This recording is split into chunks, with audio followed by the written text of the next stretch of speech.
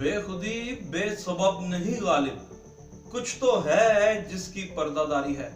और कुछ पर्दादारी जरूर है कि लाहौर शहर की सड़कें टूट फूट का शिकार हैं, कि लाहौर शहर तारीकियों में डूबा पर है। स्ट्रीट लाइट्स के नाम पे करोड़ों रुपए जारी तो कर दिए जाते हैं, मगर स्ट्रीट लाइट्स रोशन नहीं हो पाती। और कोई पर्दादारी तो है कि तमाम अरबों रुपए का डेवलपमेंट बजट लाहौर शहर के लिए मुख्तस किया जाता है, मगर लाहौर शहर तो शहर और देहात तो देहात, बल्कि मेन शाहराहें भी, मेन सड़कें टूट फूट का शिकार हैं। और वो पर्दादारी क्या है ये हम आपको बताते हैं। जिस तरह के आपको बताया था कि हम ये जो 18 अरब रुपए की जो गदर बूद ऑडिटर जनरल ऑफ पाकिस्तान की जानिब से मेट्रोपॉलिटन कॉर्पोरेशन लाहौर में निशानदही की गई है, आपको इसकी बाबत बताया भी है। और बहुत चीजें और भी रिवील होने वाली बाकी हैं जो आने वाले दिनों में होंगी और हम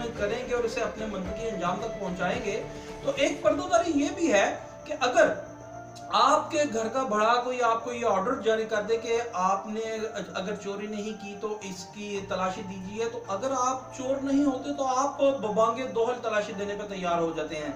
मगर यहाँ पे पर्दादारी ये है कि जो चीफ ऑफिसर मेट्रोपॉलिटन कॉर्पोरेशन है उनको इस 18 अरब रुपए की जो चोरी की बाबत है वो सेक्रेटरी लोकल गवर्नमेंट पंजाब की जानिब से थ्रू सेक्शन ऑफिसर कंप्लेंट की तरफ से 24 फरवरी को एक लेटर मरासला जारी किया जाता है और कहा जाता है कि ये जो 18 अरब रुपए की गदर बूद की बाबत ये जो कोई एप्लीकेशन आई है साले सुल्तान नामी एक शहरी की जानिब से, इसको स्ट्रिक्टली एज पर लॉ देखा जाए। मैं चाहूंगा कि मैं वो अल्फाज बताऊं कि जो यूज किए गए सेक्शन ऑफिसर कंप्लेंट की जानिब से वो ये अल्फाज हैं कि strictly under the law rules policy of the government, कि इसको देखा जाए और इसके ग्रीवेंसेस एड्रेस किए जाएं, यानी शिकायत का अजाला किया जाए।